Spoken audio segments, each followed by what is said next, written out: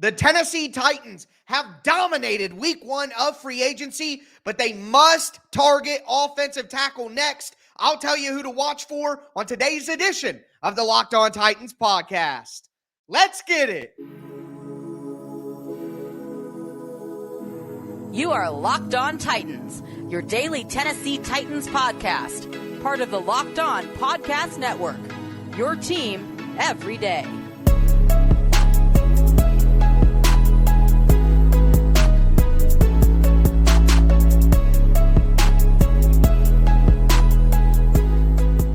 Welcome to the Locked On Titans podcast. I am your host, Tyler Rowland. Titans fans, today's edition of the Locked On Titans podcast is brought to you by FanDuel. Make every moment more. Right now, new customers get $200 in bonus bets with any winning $5 bet. That's $200 if your bet wins. Visit FanDuel.com/LockedOn to get started. The Tennessee Titans have dominated week 1 of NFL free agency, but there's a lot of work to do. We're going to go over the positions that still need help, starting with offensive tackle, where the Titans' biggest need still remains. Then we'll move into the secondary on defense, look at the front 7 on defense, and I'll go over the best names available that fit. Before I dive into it, I do want to thank you guys for making the Locked On Titans podcast your first listen each and every day. Remember, Monday through Friday, Tennessee Titans content all year round, always for free. Make sure you get subscribed, stay subscribed. It's your team every day here on the Locked On Titans podcast. Again, throw a thumbs up on the video. Show's always free. All I ask for in return is the press of a button. And thank you all so much to my everydayers out there tuning in Monday through Friday. Couldn't do it without you guys. But the Titans still have a ton of needs. The reality is they came into this free agency, they came into this offseason basically needing to rebuild most of the team. And while they've hit top tier wide receiver in Calvin Ridley, you get a backup quarterback, you get a number 2 running back, you add Lloyd Cushenberry at center, you obviously add Cheeto at cornerback, you add Kenneth Murray at linebacker. They've added some pieces here and there, bringing Nick Folk back at kicker, but there are still a ton of needs left. I'm throwing up a graphic right now with some of the Titans' big needs, and obviously offensive tackle. Number 1 need, left and right tackle right now are available. They need another backup tight end. I think that needs to be a veteran. We'll talk about those options. On defense, they really need some help. They need an edge rusher to go with Arden Key and Harold Landry. I think they need 2 defensive linemen like Danico Autry-style defensive ends. They need 2 interior defensive linemen like nose tackle, run stuffer guys for depth. They need another starting linebacker. They need another starting outside cornerback. And they need another starting safety. So the Titans still have a ton of needs remaining.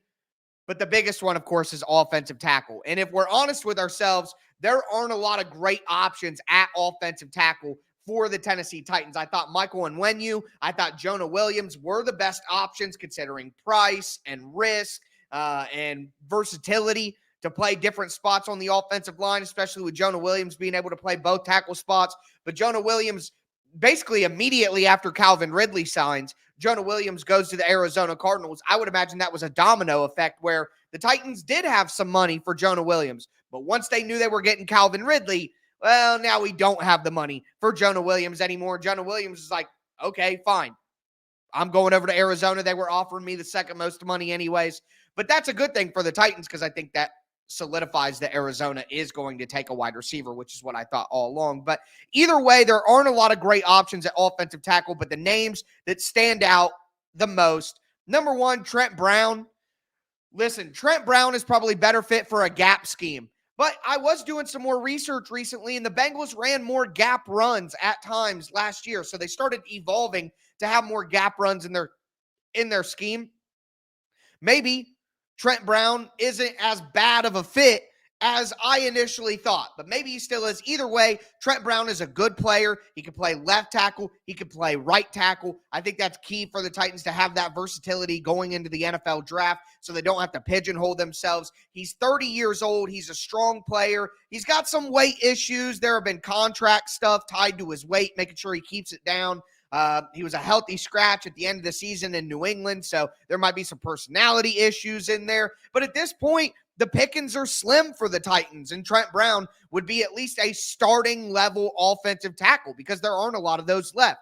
Mekhi Becton would be the next name. Look, we know I've talked about Mekhi Becton. I am not a big fan of Mekhi Becton as an option, but at this point, with the better options off the board for the Titans, Mekhi Becton on a one-year deal may make some sense, but he does have a visit with the Cincinnati Bengals, and the odds are that the Titans aren't going to be able to pull Mekhi Becton at this point. He'll have better options out there. Another name, of course, that we have to talk about is Tyron Smith, and I know that he's the most talented offensive tackle available, but 33 years old, multiple injuries, only played 30 of the last 67 games, probably going to want the most money out of all of these offensive linemen. I just don't think that's a route that the Tennessee Titans need to go in. The only other options are in a tier below. You have Josh Jones, the former first-round pick, who hasn't really, lived up to that potential in Arizona, went to Houston and was a backup.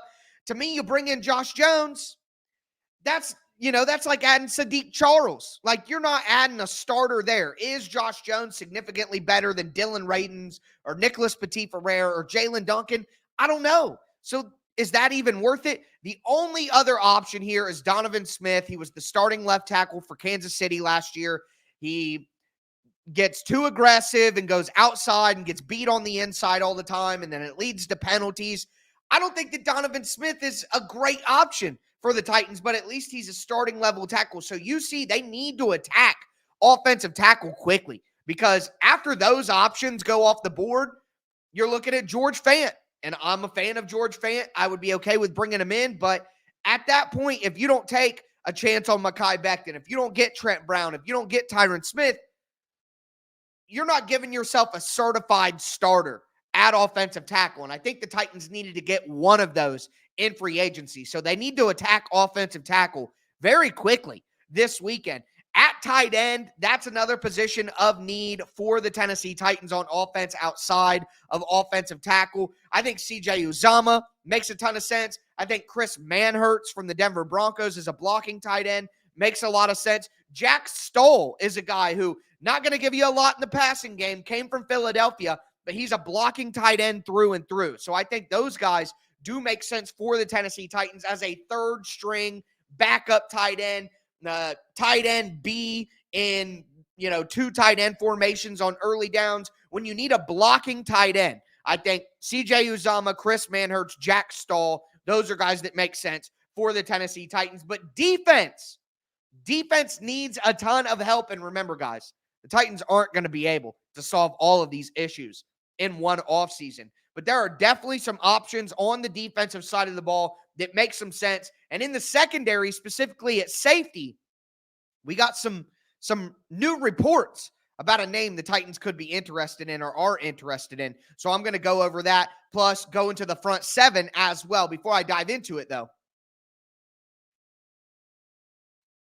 do want to let you guys know that today's episode is brought to you by Robinhood. Did you know that even if you have a 401k for retirement, you can still have an IRA? Robinhood has the only IRA that gives you a 3% boost on every dollar you contribute when you subscribe to Robinhood Gold. But get this, now through April 30th, Robinhood is even boosting every single dollar you transfer in from other retirement accounts with a 3% match. That's right, no cap on the 3% match. Robinhood Gold gets you the most for your retirement thanks to an IRA with a 3% match. This offer is good through April 30th. Get started at Robinhood.com/boost. Subscription fees apply. And now for some legal info. Claim as of Q1 2024, validated by Radius Global Market Research. Investing involves risk, including loss. Limitations apply to IRAs and 401ks. 3% match requires Robinhood Gold for 1 year from the date of the first 3% match. Must keep Robinhood IRA for 5 years. The 3% matching on transfers is subject to specific terms and conditions. Robinhood IRA available to U.S. customers in good standing. Robinhood Financial, LLC, member SIPC, is a registered broker-dealer.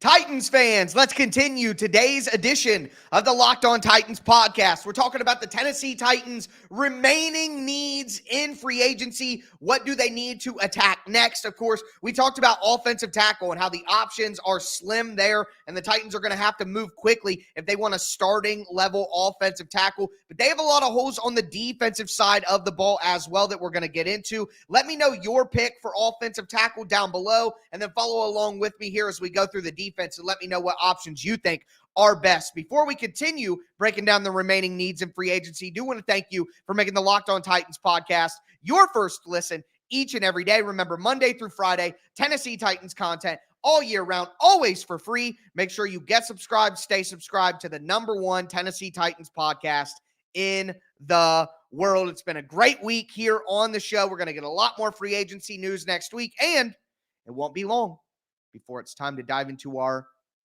2024 Locked On Titans NFL Draft Preview Series. So very excited for that. But throwing the remaining needs back up on the screen, we talked offense. On defense, the Titans need major help in the secondary. They need another starting cornerback. They need another starting safety. They also have needs in the front seven as well. But we are going to start in that secondary where I think the Titans have the most rumors and have the most news as to who they could be targeting. And we got more news from Diana Rossini about someone the Titans are interested in, and it's safety Marcus Maye. So Marcus Maye played for the Jets and actually has a tie to Denard Wilson. When Marcus Maye played his best football in his NFL career, it was when he was with the New York Jets, when he had Denard Wilson as his defensive back coach and passing game coordinator. So I think there is a connection there. The Titans are interested in Marcus Maye. You may be asking yourself, though, Tyler, what happened to Justin Simmons? We've been talking about Justin Simmons. Look, Justin Simmons would be a great fit for the Tennessee Titans. I think he's one of the most talented safeties still remaining. I think it's him and Cameron Curl in terms of who's the most talented options out there. And the Titans have had interest in Justin Simmons, but here is the reality. And it's like I just said to you guys when we talked about Jonah Williams. The Titans went out and gave $50 million guaranteed dollars to Calvin Ridley. All right. To me, it is no coincidence that the Titans were interested in Joe Flacco. But then all of a sudden, they signed Mason Rudolph, who is, 1/3 of the price of Joe Flacco. It's no surprise to me that I think the Titans, this is not reported, but I think the Titans had interest in Jonah Williams. And as soon as the Calvin Ridley news comes out, well, Jonah Williams goes to Arizona. In this scenario, I think the Titans had money to give to Justin Simmons, but once they got Calvin Ridley, they didn't have the money to pay Justin Simmons anymore. And speaking of Diana Rossini, who reported on the interest on Marcus Maye, someone replied to Diana Rossini's tweet about Marcus Maye and the Titans and said, what happened to Justin Simmons? And she just responded with dollar signs. So there you go. You have your answers. The Titans were looking at Justin Simmons, but once they paid Calvin Ridley, they didn't have the money to pay Justin Simmons anymore, so they have turned their attention to Marcus Maye. Now, I would imagine that another guy who I really like and who I've liked all along as a safety option, and that's Cameron Curl coming over from Washington, who had the connection to Chris Harris, the Titans defensive back coach. Cameron Curl is probably someone like Justin Simmons who is just wanting too much money for what the Titans can do. Guys, we sit around and we talk about cap space, how much cap space the Titans have, all of that. But what actually matters is cash. Amy Adams Strunk, the owner, can't give out $300 million in guaranteed cash, okay? So what actually matters to teams a lot of the time, the budget that teams are working under is not the cap space. With void years and bonus structure and all that, you can manipulate the cap space. Tony Pollard got a 3-year, $24 million deal, $4 million on the cap. Cheeto got a 2-year, $26 million deal. $7 million on the cap. You can manipulate the cap space. You can't manipulate the money, the cash that these owners have to pay out for these guaranteed deals. All right? So keep that in mind here. It's not that the Titans don't have cap room to go get Justin Simmons or Cam Curl. It's that they don't have the cash to do it. Okay? So keep that in mind here. If the Titans can't pay Justin Simmons or Cameron Curl, which I don't think that they will, I hope that they do. That would be great. Then Marcus Maye would be a cheaper option. And Marcus Maye is a guy who has had a ton of injuries. He struggled in coverage. He's more of an aggressive safety who comes downhill, will play physical. And again, in the Titans' new attacking system under Denard Wilson, that's probably what they're going to do. They're going to bring safeties down. They're going to blitz safeties. They're going to blitz corners. They're blitzing their middle linebacker up the middle. So the Titans are just looking for physical, aggressive athletes. They were interested in Chauncey Gardner-Johnson as well. But hey, we're getting Calvin Ridley. We can't pay you. We got to move on from that. So to me, Marcus Maye would be a fit, just his skill set in the Titans defense. It would be a fit.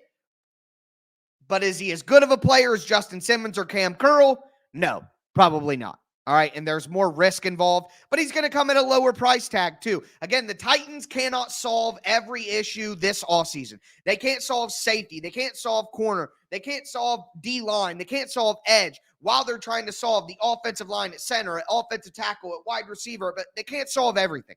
All right, so safety may be a position where they take a one-year Band-Aid and then they try to revamp it in 2025 when they have more cap space and more draft picks to do so.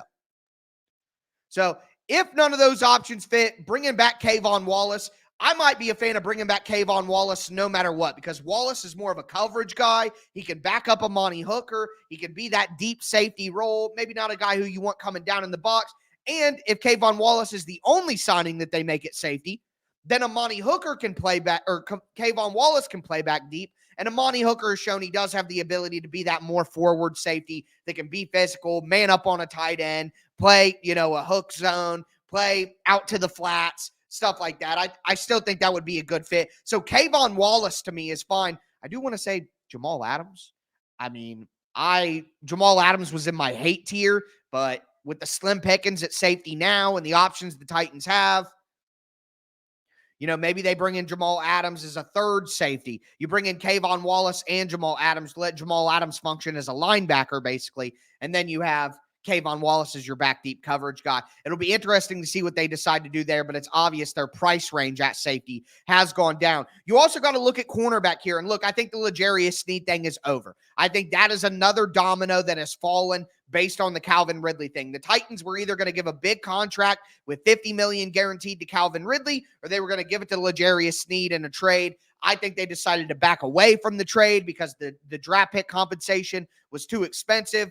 Go after Calvin Ridley where we don't have to give up draft picks. We could just give up a contract. So I think the L'Jarius Sneed thing is kind of off the rails. That's kind of out the window now. Xavier Howard could make some sense for the Titans. Again, that's a one-year Band-Aid. That's not a solve long-term, but hey, cornerback is something the Titans probably are going to have to truly fix next year to get like a number one cornerback in the draft. I think that's the edge and cornerback next year, main targets for the Titans early in the draft, but they may not be able to solve it. So Kendall Fuller was an option, but he went to Miami on Thursday. I think some lower tier guys, bringing back Adoree Jackson, who played in Wink Martindale's attacking, aggressive, blitzing defense last year. I think that could make some sense. Rock Ya-Sin, who played for Denard Wilson in Baltimore, I think makes some sense. Maybe you take a risk on a young guy who's still 25, like C.J. Henderson, a former first-round pick. Akello Witherspoon, like Rock Ya-Sin, less upside, more of just a steady one-year veteran, but could be an option to fill that second cornerback spot. But we need to move into the front seven of the defense for the Titans because they need a lot there, including another starting linebacker. So we're going to go over the options the Titans have there and the connection to Jerome Baker, which I think would be a perfect fit for them. Before we get into it, do want to let you guys know that today's episode is brought to you by FanDuel. Say goodbye to busted brackets because FanDuel lets you bet on every game of the tourney. Whether you're betting on a big upset or the number one seed, it's time to go dancing on America's number one sportsbook. Right now, new customers get $200 in bonus bets if your first $5 bet wins. That's $200 that you can use on point spreads, money lines, over-unders. You can even pick who's going to win it all. All you have to do is visit FanDuel.com/LockedOn. That's LOCKEDON. Again, FanDuel.com/LockedOn and bet on college hoops until they cut down the nets.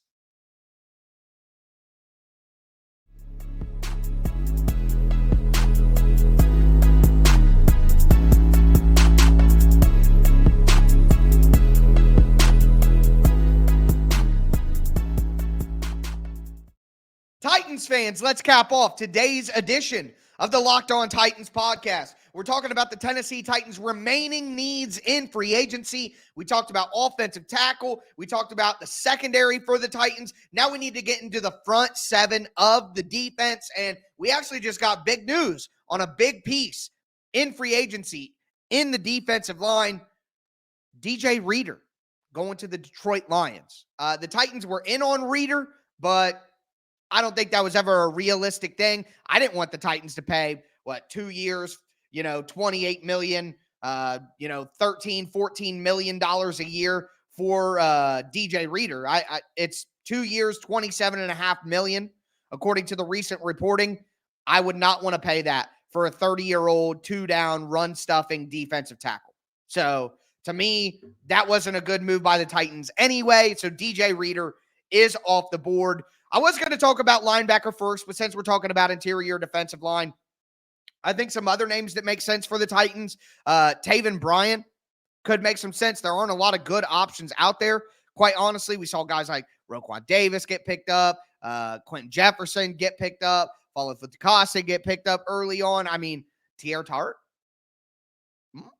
is meeting with the Bengals, actually, because he might be a replacement for DJ Reader. There just aren't a lot of good interior defensive line options, and at this point, I would rather the Titans just completely ignore it until the second or third wave of free agency, get as cheap as possible there, and maybe you could draft somebody this year or next year to try to be someone you develop in that spot. But I don't think the Titans needed to spend big on the interior defensive line. At linebacker, let's finally get into linebacker, because while the Titans do need two interior defensive linemen, they need two pass rushing defensive linemen. Danico Autry and T.R. Tart I think they need two bodies each at those spots for depth purposes. The spot I really want to focus on is linebacker, because the Titans need another starting linebacker. They have Kenneth Murray, who is a downhill, blitzing, athletic freak, aggressive, but he's not good in coverage. He doesn't have good awareness, understanding route concepts, where to be, where to drop to.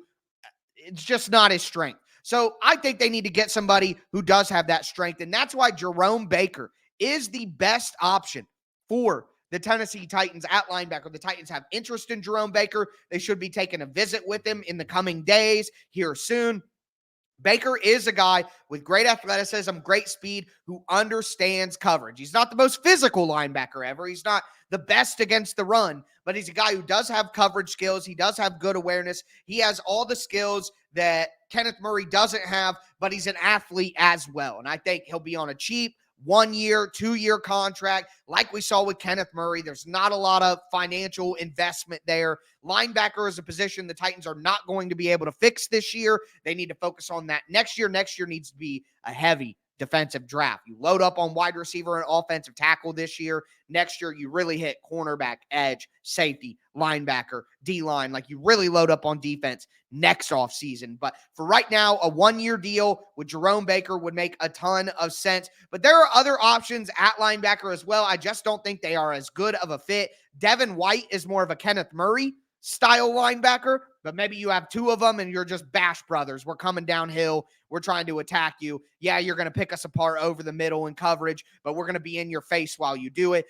Isaiah Simmons is a guy who I've been a big fan of, but the Titans basically took that swing with Kenneth Murray. Isaiah Simmons is an athletic freak, like a true freak. 6'4", 230 pounds, 4.4 speed. Like, he is absolute animal, all right, when it comes to athleticism. But been moved around the defense too much, not sure where he actually fits, all of that. So does Isaiah Simmons have the coverage skills and the awareness to be, the guy next to Kenneth Murray? I think that's a dangerous game, because they're similar players who were busts on their rookie contract but have freakish athleticism. But hey, at this point, why not take a dart throw? And I think Isaiah Simmons could maybe even be used a little bit like Chauncey Gardner-Johnson, like Kyle Hamilton from Baltimore, because of his athleticism and size. So why not at this point? If you're not going to solve linebacker, why not take a shot? And then Tyrell Dodson played for Buffalo. I think he could be a cheap option. Maybe not as exciting as those guys, but, a solid player who could come in and fill that role. The Titans did bring back Jack Gibbons. They are going to have Otis Reese. They still do have Luke Gifford on the roster, so they have some options at linebacker, but again, it's just not a position that's going to be solved this year. At edge or defensive line, whatever you want to call it, Chase Young still has a visit with the Titans. At this point, I think that's a move that they have to do. Another guy, Tyus Bowser, just got let go by the Ravens. He was a guy I liked coming out of the draft, but 4 months ago, he was saying that he had issues with coming back from, he had an Achilles injury, an ACL injury, and he wasn't healing right. So I'm sure now he's healthy so he can get a contract, but that's a risk.